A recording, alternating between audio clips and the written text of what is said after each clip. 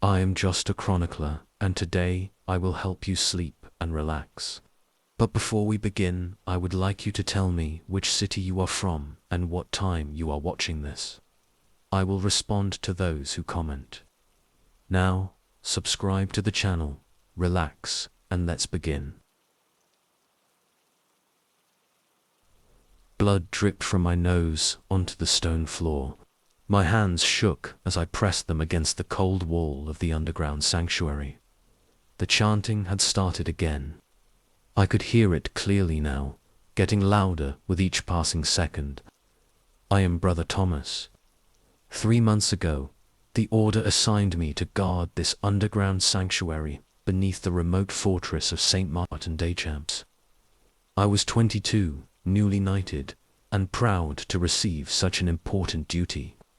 Now I wish they had sent me to die in battle instead. It started on my first night of guard duty. The sanctuary was a circular chamber deep beneath the fortress, accessible only by a narrow spiral staircase. 6 stone pillars surrounded a central platform where the sarcophagus sat. The sarcophagus was made of black stone, sealed with lead and marked with crosses. No one told me what was inside. When I asked, the senior brothers just said it contained holy relics that needed protection. The first week passed quietly.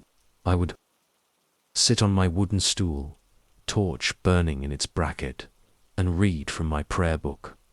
Sometimes I dozed. Sometimes I paced. The silence was heavy, but not threatening. Then I heard it. A whisper, so faint I thought I imagined it. It came from the direction of the sarcophagus. A few syllables in a language I didn't recognize. I got up and walked around the stone box, holding my torch close. Nothing seemed different. The seals were intact. I touched the cold surface and felt no vibration. The next night it happened again. This time the whispers were clearer. They sounded like Latin, but wrong somehow. The words twisted and distorted. I made the sign of the cross and gripped my sword hilt. The whispers continued for several minutes before fading away. I wanted to report it to my superiors, but what would I say? That I was hearing voices.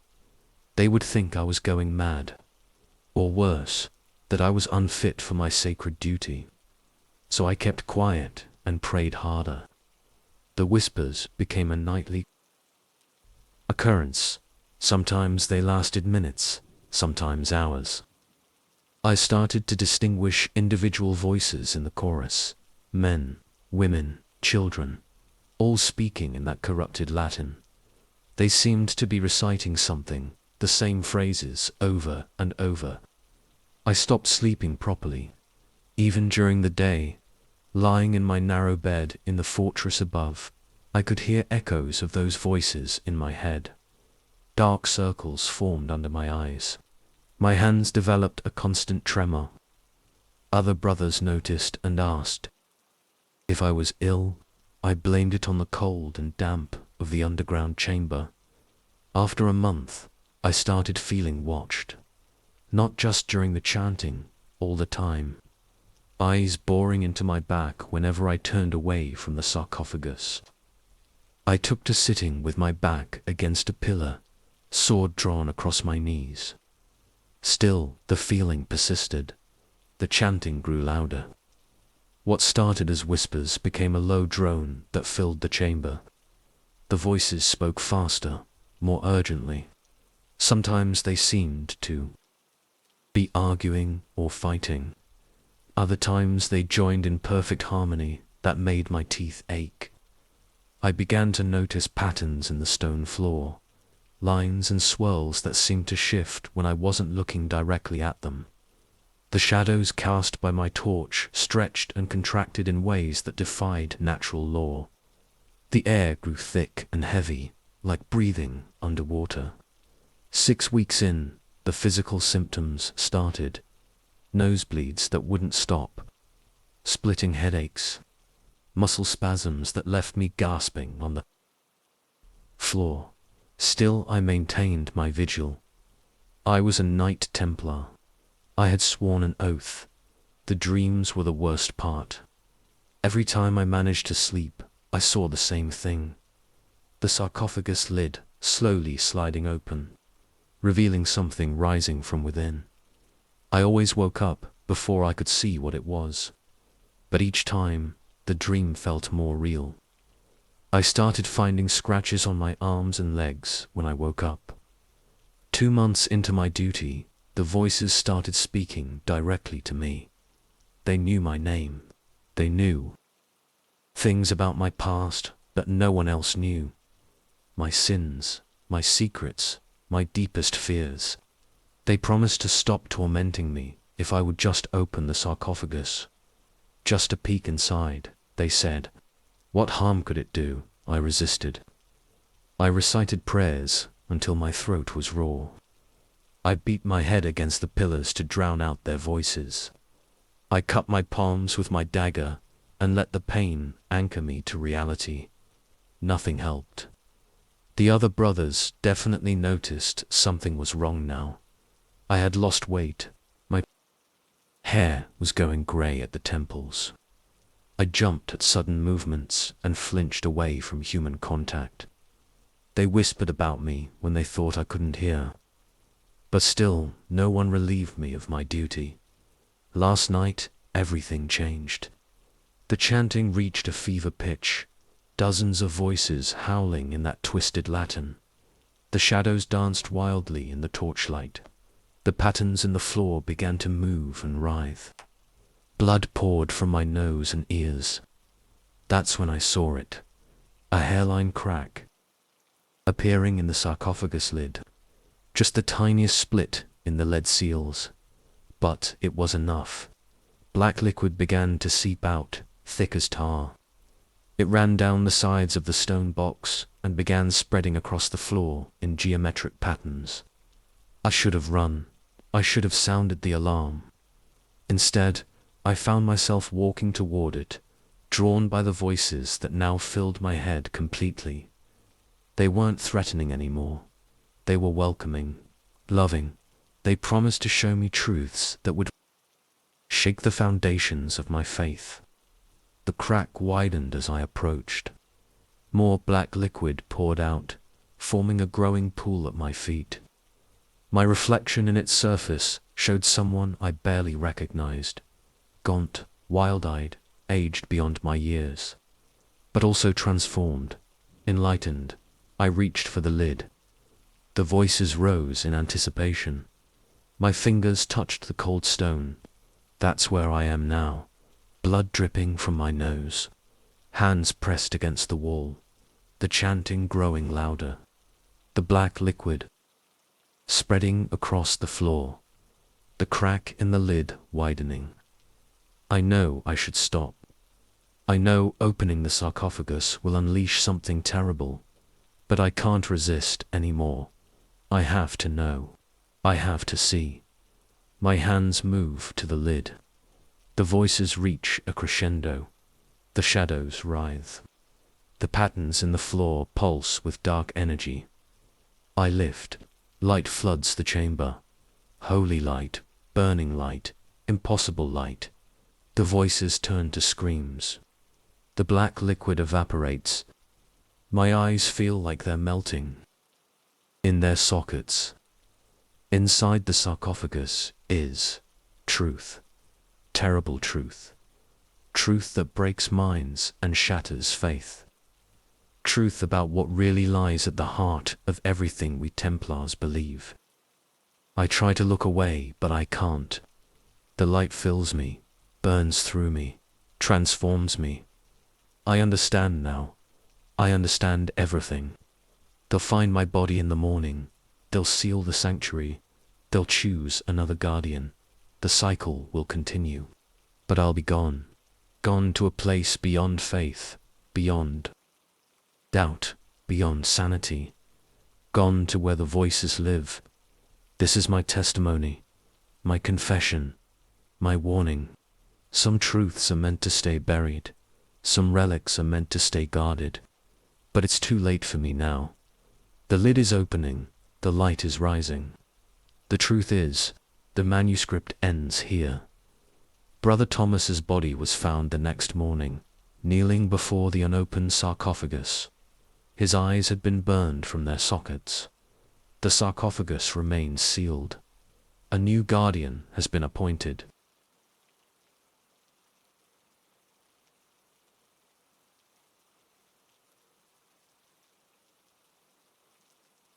Story 2. My hands won't stop shaking. The ink has spilled 3 times already. I need to write this down before they find me, before the shadows return, before I complete what I started without meaning to. I am Brother Marcus, scribe of the Templar monastery of St. Pelagian. I was assigned to catalogue and transcribe the ancient manuscripts in our library's restricted section. That's where I found it. A leather-bound volume with no markings, hidden behind a loose stone in the wall. The first thing I noticed was the weight. It felt too heavy for its size, like it was made of lead instead of paper. The leather cover was cold to touch, even in the warm library.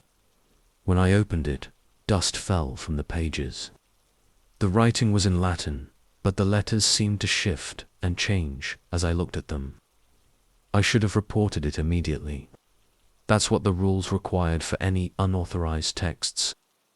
Instead, I sat down at my desk and started reading. The first pages described a ritual, not the usual Christian ceremonies. This was older, much older. The instructions were precise. Specific times, specific movements, specific words to be spoken. But the purpose wasn't clear. Not at first. I worked through the night, transcribing the text. My candle burned lower. The library grew darker. That's when I saw the first shadow. It moved at the edge of my vision, a dark shape passing between the bookshelves. When I turned to look, nothing was there, but I could feel it watching me. I kept writing. The ritual instructions became more complex. Diagrams appeared in the margins, circles and symbols I didn't recognize. My hand copied them automatically. The shadows grew bolder. They started gathering in the corners of the room. 3, then 5, then dozens of them. Dark figures just standing there, watching. I could feel their attention on me like a physical weight. My writing got faster. I couldn't stop. The words seemed to flow directly from my mind to the page without passing. Through conscious thought, the shadows crept closer. Dawn came. The shadows retreated. I looked down at what I'd written. 30 pages of text and diagrams, all in my handwriting, but I couldn't remember copying most of it. My fingers were stained black with ink. My back ached. My eyes burned. I hid both books, the original and my copy, behind the loose stone and went to morning prayers. Throughout the day, I couldn't focus. The words of the ritual kept repeating in my head. The symbols from the diagrams floated before my eyes. That night, I returned to the library. The shadows were waiting for me. They seemed more solid now. I could almost make out features in their dark faces. They gathered around as I retrieved the books and continued transcribing. The ritual's purpose began to become clear. It was a summoning, but not of demons or spirits. Something older. Something that existed before light, before faith, before the world itself. Something that waited in the spaces between. Spaces I worked through another night. More shadows appeared. They pressed closer, eager. Their presence made the candle flame sputter and dim. The air grew thick and cold. In the morning, I found scratches on my arms that I didn't remember getting. The words I'd transcribed were different from the original text. Expanded, elaborated, with new details I somehow knew were correct. The third night, The shadows spoke. Not in words, but in whispers that bypassed my ears and went straight to my brain. They showed me visions of the ritual being performed. I saw hooded figures, moving in precise patterns. I heard the words being chanted. I felt the power building. I understood what would happen if the ritual was completed. What would be let into our world? What would happen to those who performed it? The knowledge made me sick, but I couldn't stop writing. The shadows wouldn't let me. They had hooks in my mind now. Every time I tried to leave, pain shot through my skull until I returned to the desk. On the fourth night, my hands moved on their own. The shadows pressed against me, through me, guiding my quill. The text was almost complete. Just a few more pages. That's when Brother Thomas found me. He'd noticed my absence from meals, my distraction during prayers. He came to check the library. I tried to warn him. The shadows surged forward. He saw them too. I know he did. His face went white. He turned to run. I found him this morning, kneeling in the chapel. His hair had gone completely white. He was repeating the ritual words over and over, staring at nothing. Now I'm sitting here, writing this warning. The shadows are all around me. The ritual text is nearly complete.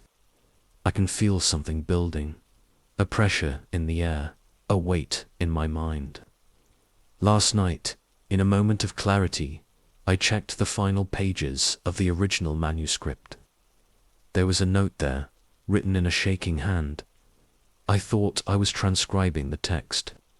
I thought I was preserving ancient knowledge. But the act of copying is part of the ritual itself. Each transcription builds power. Each new copy brings them closer. This will be the final version. The shadows tell me so. They only needed one more. Below that was a signature. My signature. But I haven't signed it yet. The shadows are pressing closer. My hands are moving again, finishing the last pages. I can feel myself slipping away. If you're reading this, burn the books. All of them, every copy, before the ritual completes itself. Before the shadows finish their work. Before the rest of the pages are blank, except for a signature at the bottom. Brother Marcus's name, written in a shaking hand. Addendum. When the other monks broke into the library, they found it empty. Both manuscripts were gone. Brother Marcus was never seen again, but new copies of the text keep appearing in monastery libraries across Europe, always incomplete, always needing just one more transcription.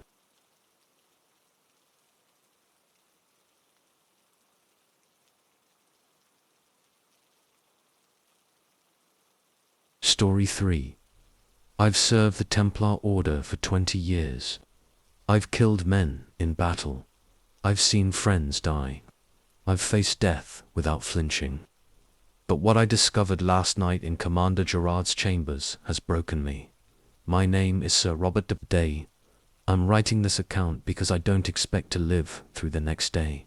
They're coming for me. I can hear them in the corridor now, but the truth needs to be recorded. It started 3 months ago.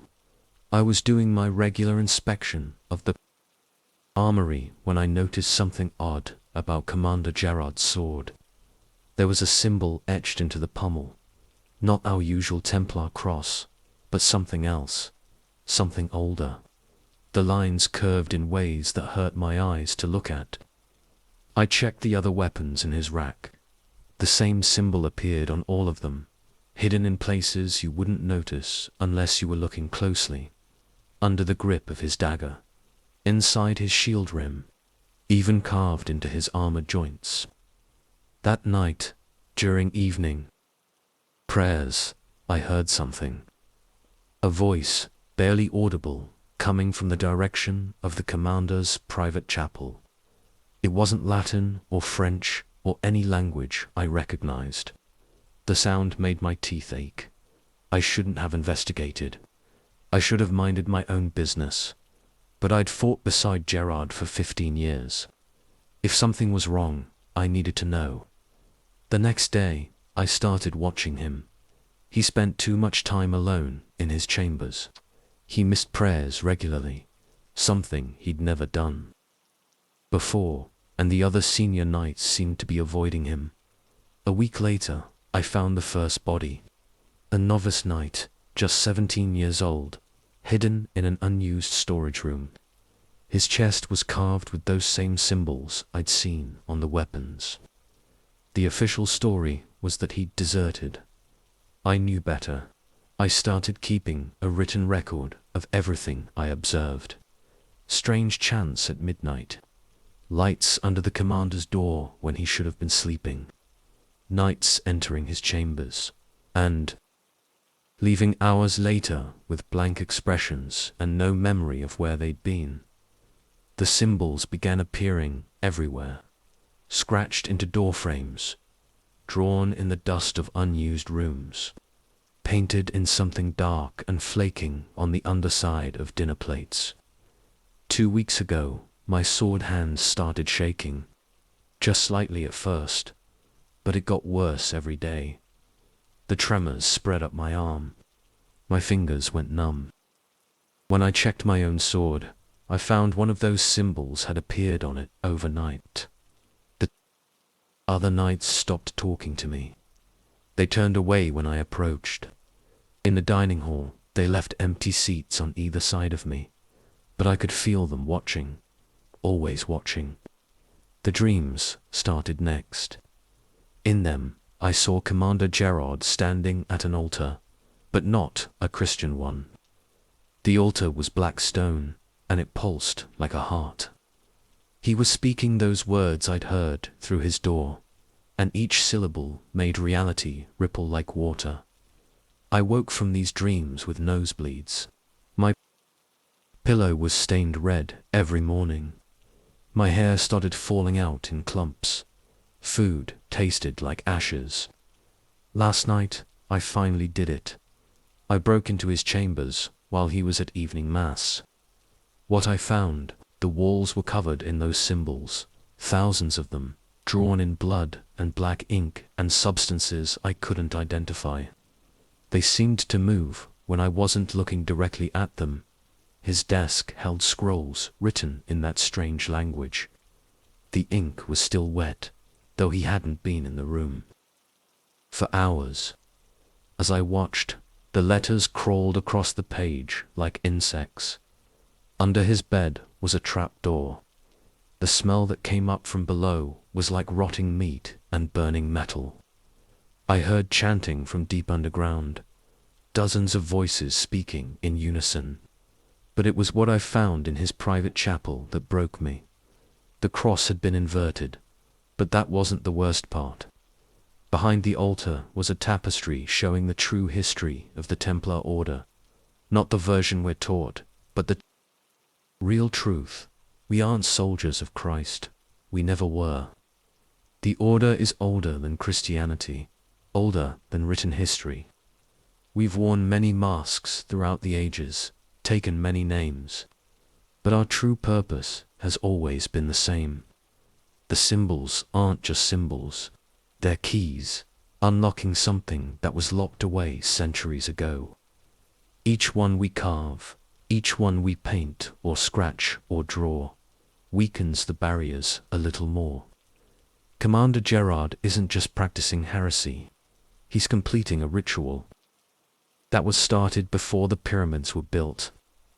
And he's not alone. There are others like him in every Templar fortress across Europe, all working toward the same goal. I found a letter on his desk, written to someone called the Guardian of the Final Gate. It said simply, "The stars are almost aligned. The symbols are nearly complete. What sleeps will soon awake." I took the letter as evidence. That was my mistake. Within an hour, every knight in the fortress knew what I'd done. I could see It in their eyes at evening meal. They all had the same blank expression I'd seen before. They all watched me with the same empty stares. Now I'm in my quarters, writing this warning. My sword hand won't stop shaking. Blood is dripping from my nose onto the parchment. The symbols have appeared on my walls. I didn't draw them, but there they are, multiplying like mold. I can hear them coming down the corridor. Their footsteps are in perfect unison. They're speaking those words, those terrible words that make reality shiver. The commander is with them. I can hear his voice above the others. He's asking me to open the door. He says he wants to show me the truth, the real truth, the truth behind all truths. My hands are shaking so badly I can barely write. The symbols on my walls are moving, reaching out with lines of black ink. The air feels thick, like breathing soup. They're at my door now. The wood is shaking. Those words, they're chanting. I recognize them now. They're the same. Words written on that tapestry behind the altar. The same words that were old when the world was young. The door is breaking. The commander is still talking, but his voice isn't human anymore. Nothing about him is human anymore. I won't let them take me. I won't become like the others, an empty shell speaking those terrible words. I have my dagger. It's still clean, still free of those symbols. One quick thrust and a manuscript ends here. The body of Sir Robert Day was found in his quarters, a dagger in his heart. The official record states he died of fever and madness. The commander continues his work. The symbols continue to spread. The barriers continue to weaken. And in every Templar fortress across Europe, the chanting continues.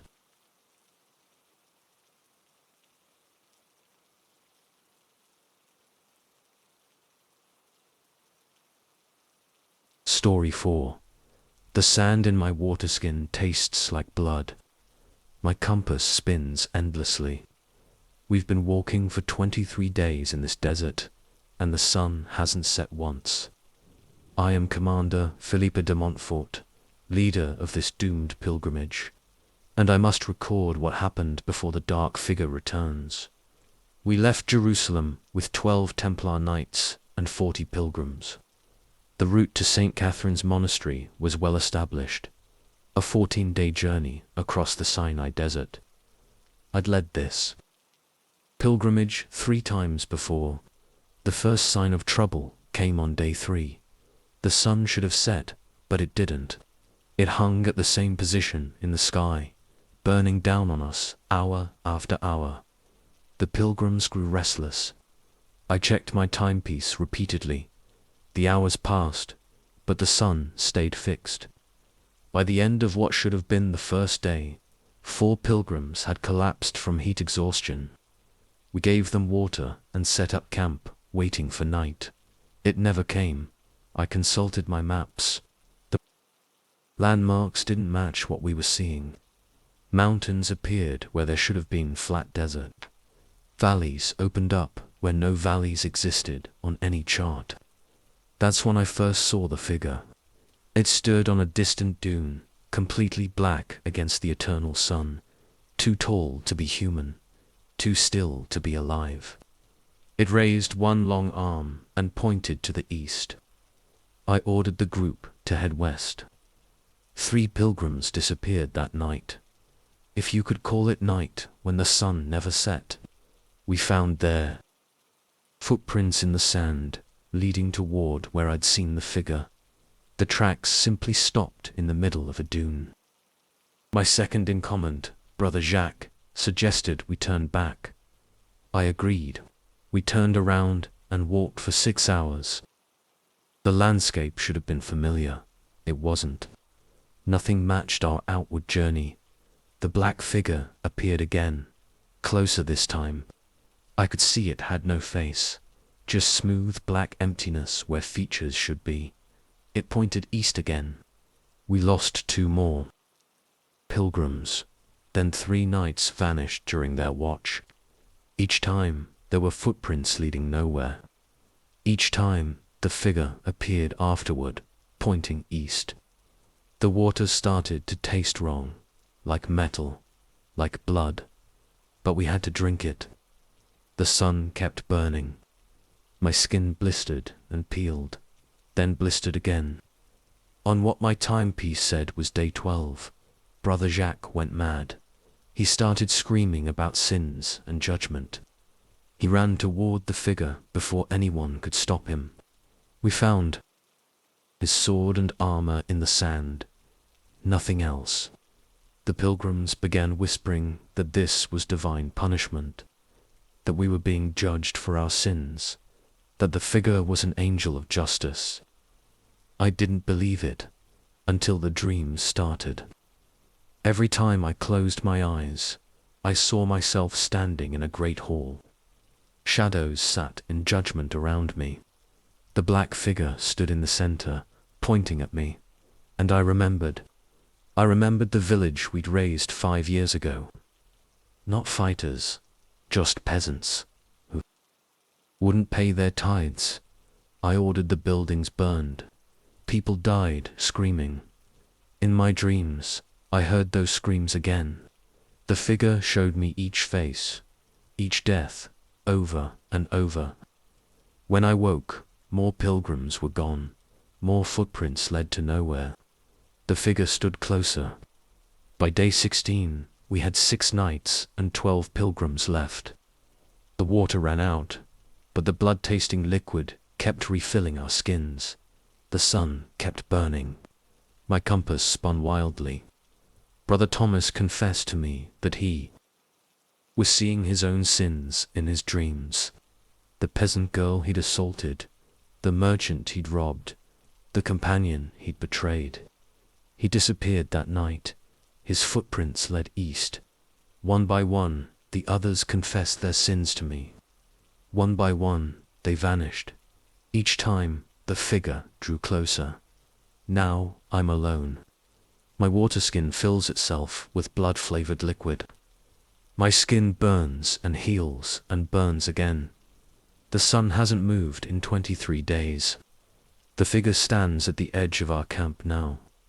I can see the emptiness where its face should be. It points east, toward a valley I don't remember seeing before. In my last dream, it spoke, not in words, but in images. It showed me a place, a temple buried in sand, a place where sins are weighed, where judgment is passed, where penitence is extracted. I understand now. This isn't a pilgrimage. It never was. It's a summoning. The figure didn't take my companions. It called them to face judgment, called them to pay for their sins. It's calling me now. My feet are moving on their own. East, toward the valley, toward the buried temple, toward judgment. I can see others walking ahead of me now, familiar shapes in the distance. Brother Jacques, the missing pilgrims, all walking east. The sun burns overhead, fixed and eternal. My footprints appear in the sand behind me, then fade away to nothing. The figure walks beside me now. Its empty face turns toward me. In that blackness, I see every sin I've ever committed, every life I've taken, every trust I've betrayed. The valley opens before us. Sand falls away, revealing ancient steps leading down to where judgment waits. My feet keep moving. The others are ahead of me, descending. Their faces are peaceful now. They've accepted what's coming, what we've earned. The figure gestures. Come, it says without words. Come and be judged. I take the first step down. The sand closes behind me. The eternal sun fades away. In the darkness below, I hear voices, screams, prayers. The sounds of justice being served. This is the true pilgrimage. the path of penitence, the road to judgment. I take another step down, found in a waterskin in the Sinai Desert, 1187. The search party sent to find Commander Philippe de Montfort and his pilgrims found nothing but empty desert. The sun set normally. No black figure was seen, but even today, travelers report seeing shapes walking east across the dunes, led by a tall, dark figure. They say if you listen carefully at night, you can hear screams coming from beneath the sand, the sounds of sinners facing judgment, walking the path of penitence forever.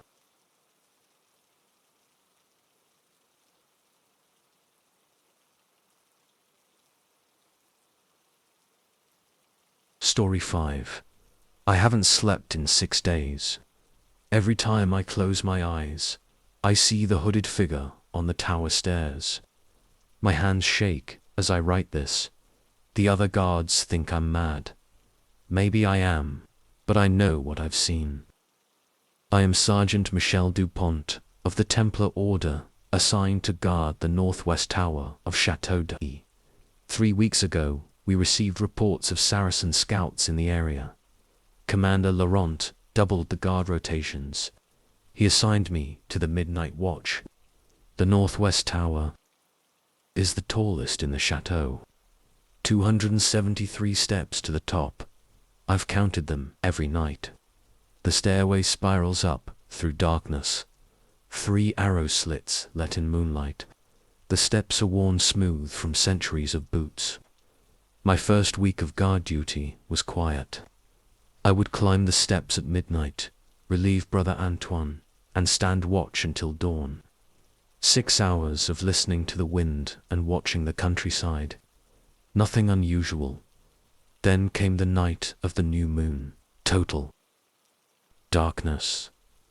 I was climbing the steps with my torch when I first saw it. A figure in a black hood, standing by the second arrow slit. Just standing there, not moving, not breathing. I drew my sword, called out a challenge, no response. I moved closer, torch extended. The figure was gone, just empty stairs and shadows. I searched the entire stairwell. No doors, no hidden passages, nowhere for anyone to hide. I convinced myself it was just shadows playing tricks in the torchlight. The next night, it appeared again, same spot, same black hood. This time, I ran straight at it, sword raised.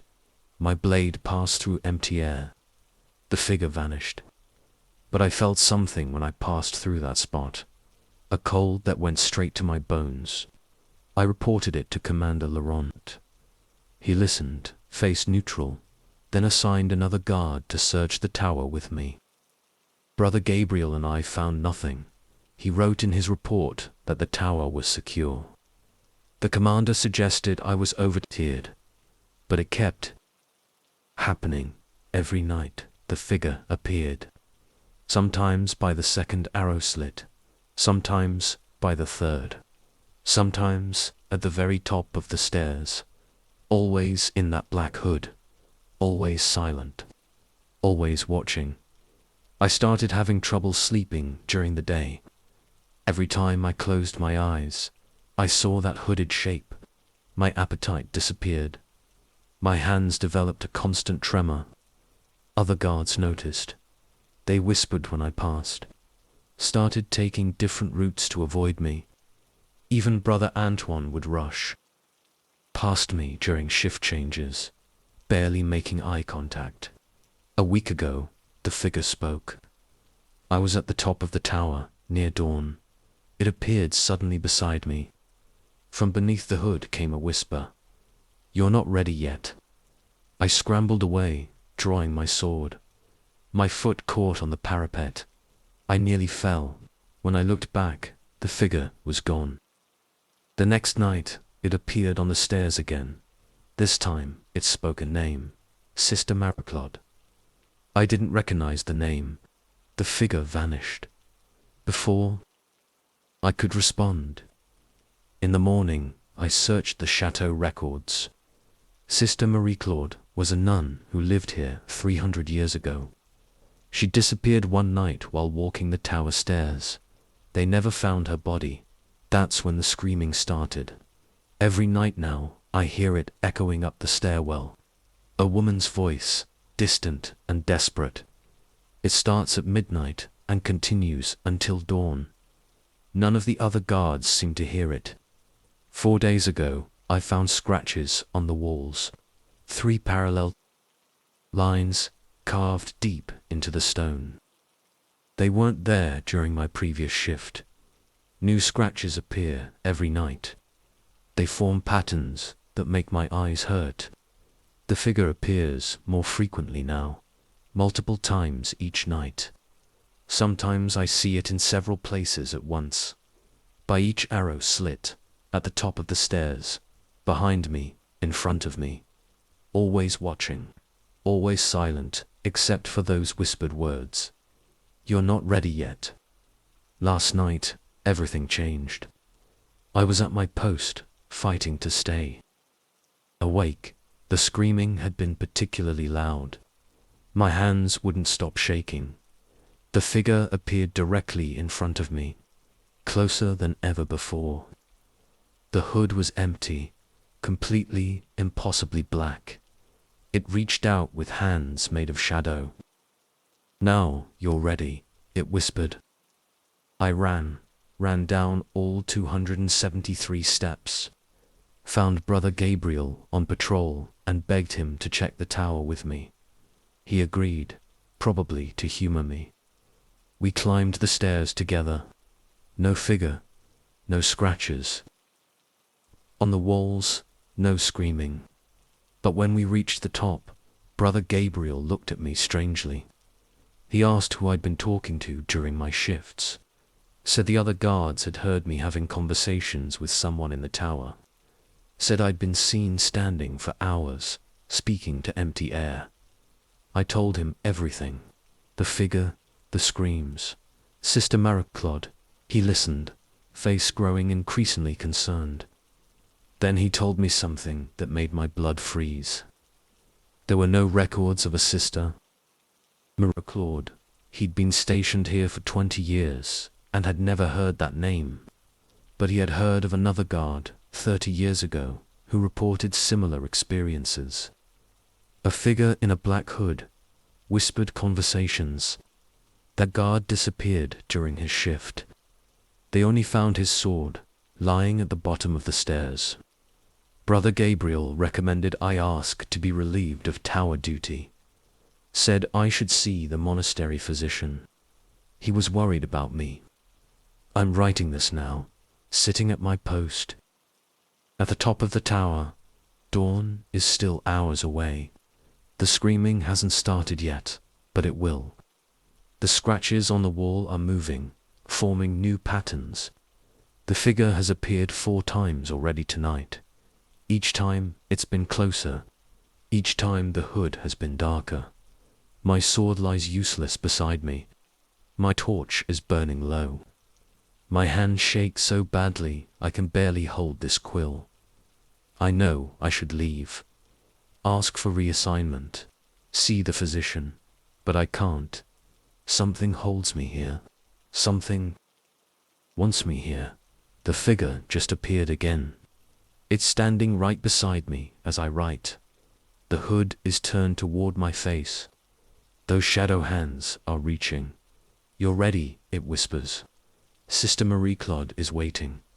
I understand now. I know why no one found her body. Know why that guard disappeared 30 years ago. Know why the figure chose me. The tower needs a guardian. Has always needed a guardian. Will always need a guardian. The screaming has started. The scratches are spreading across the floor. The figure's hands are on my shoulders. I'm ready now. Final report on the disappearance of Sergeant Michel Dupont, filed by Commander Laurent. No body was found. Only this journal, his sword, and strange scratches on the tower walls. The northwest tower remains under guard. The new sergeant reports no unusual incidents, though he sometimes mentions hearing whispered conversations during the night watch. The investigation is closed.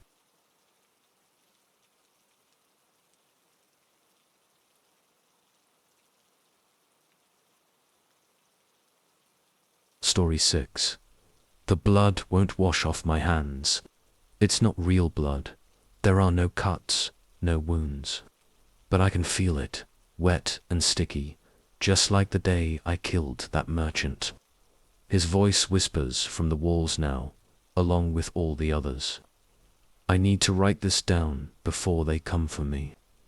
I am Brother Jean-Paul, a novice of the Templar Order. 3 days ago, the Master of Novices assigned 5 of us to clean the ancient crypts beneath the monastery of St. Martin. A simple task, he said.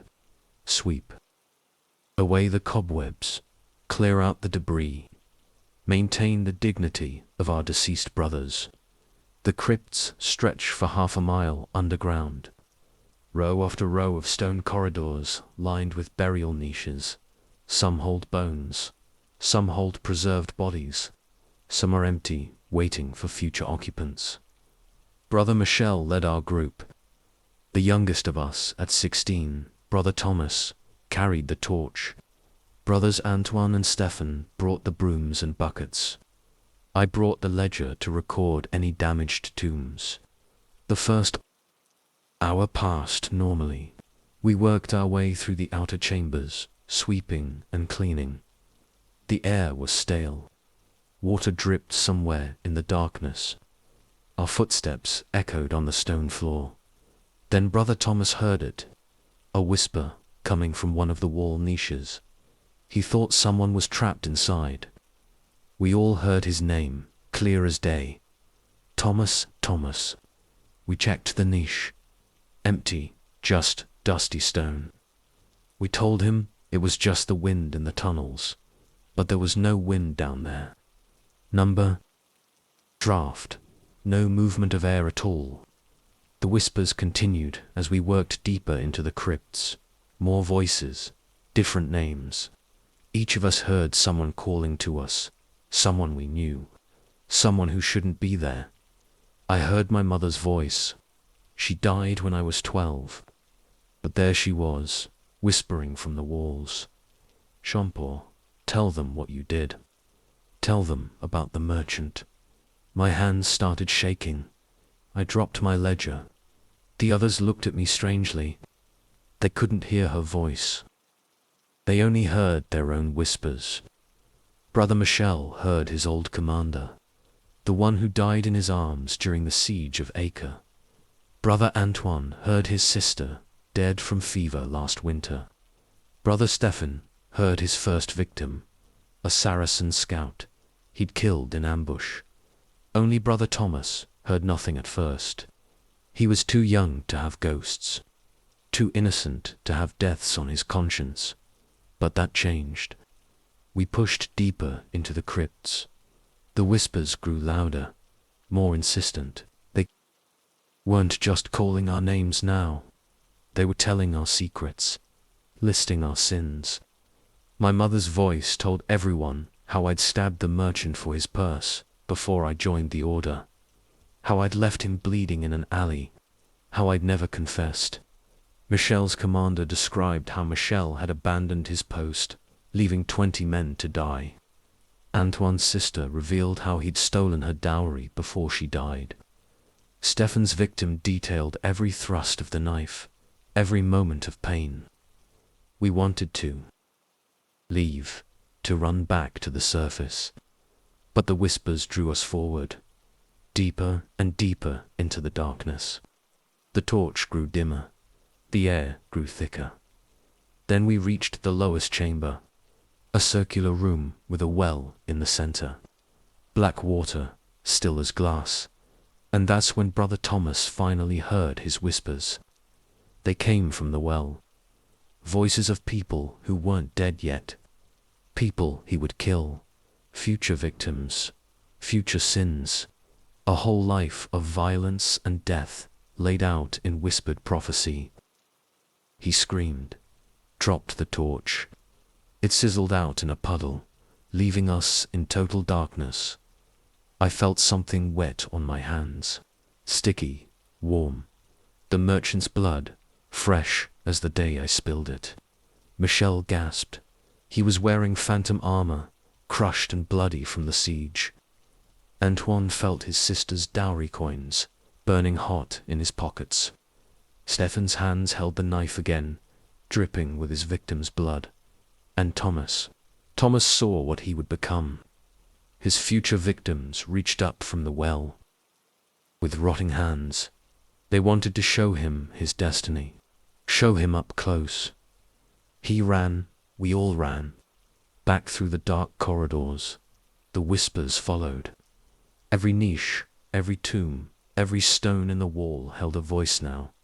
100 voices, 1,000. All our victims, all our sins. Past and future, real and potential, screaming our guilt to the darkness. Brother Thomas fell, or was pulled. We heard him scream as he went down, heard him dragging across the stone floor, toward the well, toward his future. Michel went back for him. We heard their struggles in the dark, heard the splash, then silence. The rest of us made it out, slammed the iron door, sealed it with every lock and bar we could find. But the whispers followed us up. They're in the walls now, in every wall, getting louder each hour, speaking to everyone in the monastery, telling all our secrets, showing all our sins. Brother Antoine hanged himself this morning. Brother Stephen disappeared. They found his habit by the cliffs edge. I'm the only one left. My hands won't stop bleeding this phantom blood. The merchant's voice won't stop whispering. He's getting louder. They're all getting louder. The other monks can hear them now, their own whispers, their own sins. The monastery rings with ghostly voices. No one sleeps, no one eats. We all just listen to our guilt echoing off the stones. They're coming to seal up the crypts, block every entrance, bury every tunnel. But it won't help. The whispers are in the walls now, in the foundations, in the very earth beneath our feet. And somewhere in that darkness below, Brother Thomas and Brother Michel are learning their future sins. The well is teaching them. The voices are teaching them. Soon they'll be ready to commit the acts that their victims are already whispering about. I can hear footsteps in the corridor. They're coming for me now, coming to take me back down, back to the well, back to where the merchant waits with all the others. My hands are dripping red. The whispers are screaming now. They want me to confess everything, every sin, every crime, every dark thought and evil deed. I can see the merchant standing in the corner. He's beckoning to me, showing me the knife wound I gave him, showing me where I'll receive the same wound, down in the darkness. It's time. The footsteps are at my door. The whispers are deafening. I have to go now, have to descend, have to face what waits below. Listen, can you hear them? The whispers in the walls. What secrets are they telling about you? Final report on the incident at St. Martin Monastery. The crypts have been sealed.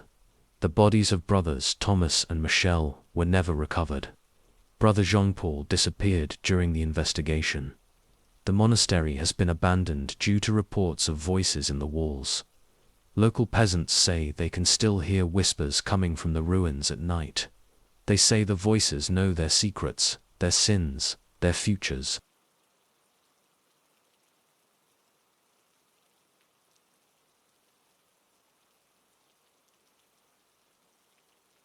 Story 9. The woman in the brown cloak has appeared in the crowd 17 times today, always in the same spot, always with the same blank expression, always gone when I look directly at her. The pilgrims keep disappearing. I think I know where they're going now. I am Sir Raymond de Toulouse, a Knight Templar assigned to escort duty for the spring pilgrimage to Jerusalem. 300 faithful souls in my care, walking the dusty road from Antioch. I've done this duty 12 times before, never lost a single pilgrim, until now. The woman first appeared 3 days into the journey. Brown cloak, pale face, standing perfectly still among the moving crowd. I noticed her because she didn't sweat in the desert heat, didn't blink in the harsh sun, just watched. I counted the pilgrims that night. 299. Old Marcel, the spice merchant from Lyon, was missing. No body, no traces, just gone. The next morning, the woman was there again. Same spot in the crowd, though that should have been impossible. The pilgrims rotated positions constantly as they walked. She stayed fixed, like a rock in a stream. 2 more disappeared that day.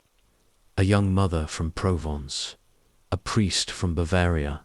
No bodies, no signs of struggle. The other pilgrims didn't even notice they were gone. I posted guards, doubled the watch, searched the camp at night. Nothing helped. The woman appeared more frequently. Every hour now, standing in that same position relative to the crowd. Her face grew clearer each time. Empty eyes, gentle smile, skin like old parchment. 5 more vanished. Then 8, then 12. Always at night, always without a trace. The remaining pilgrims walked on, oblivious. When I mentioned the missing, they looked confused, as if they couldn't remember who I was talking about.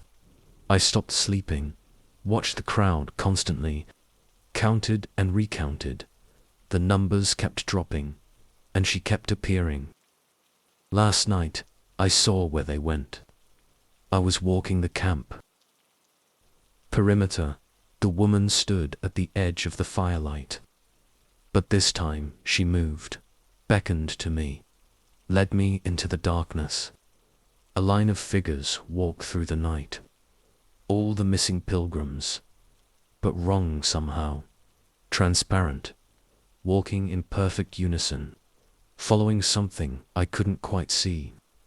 Old Marcel was there, at the front. He turned to look at me. His face had no features anymore, just smooth skin where eyes and mouth should be.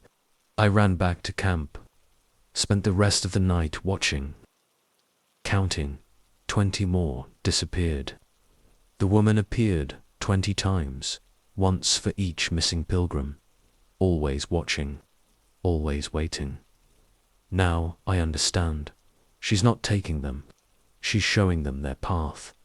The path they were always meant to walk. This isn't a normal pilgrimage. Never was. These aren't normal pilgrims. I look at their faces now and see the truth. See the emptiness behind their eyes. The blankness of their expressions. They're already gone. Were gone before they started walking. This is the procession of the damned. Souls with unfinished business, walking to a different Jerusalem, a darker one. I write this as a warning to other Templar escorts. Count your pilgrims carefully. Watch for the woman in brown. If you see her, your charges are already lost. They're just waiting to join the true procession. She's here now, watching me write. Her smile is wider.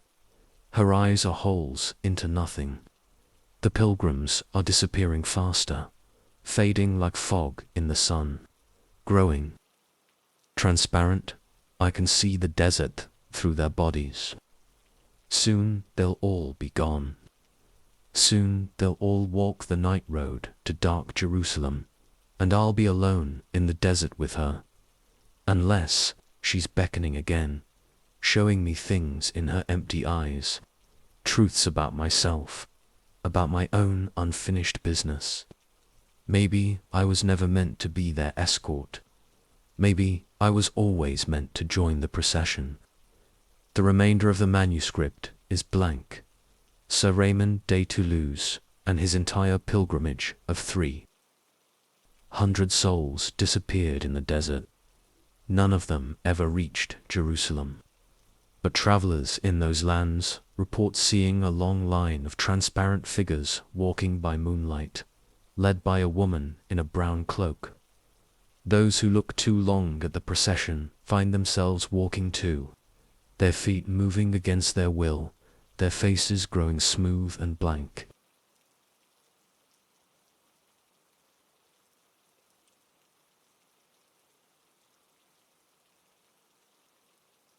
Story 10. The ring burns colder each night. My fingers have turned black where it touches them. I can't remove it. Can't even touch it anymore.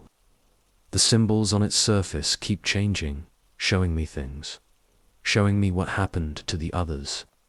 What's going to happen to me? I am Brother Etienne, newly inducted into the Knights Templar.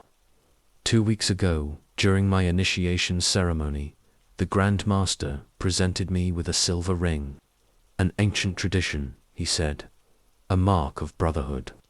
The ring looked simple enough. Plain silver band, worn smooth with age. A single symbol etched on its surface.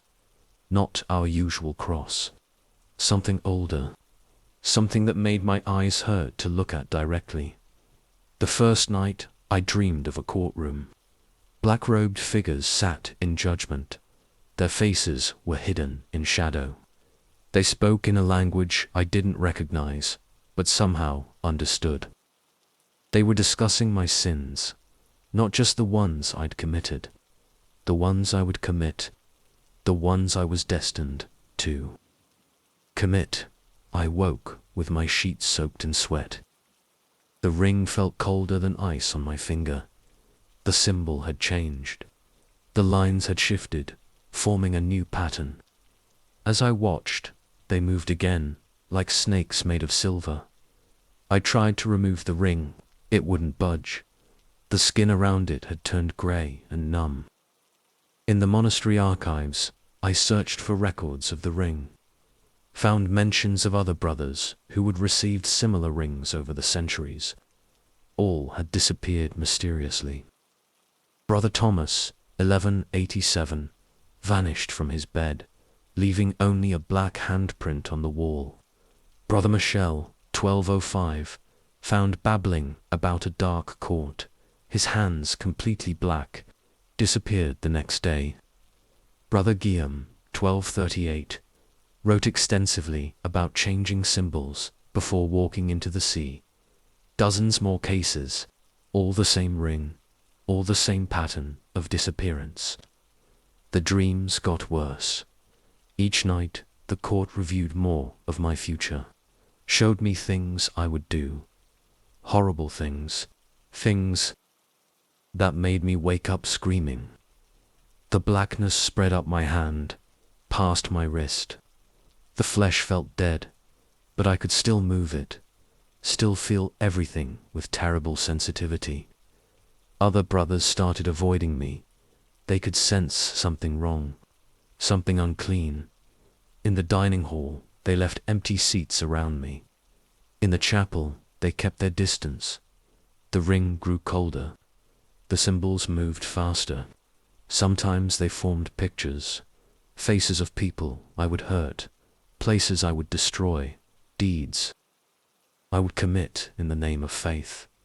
I stopped sleeping, spent nights in the chapel, praying for help.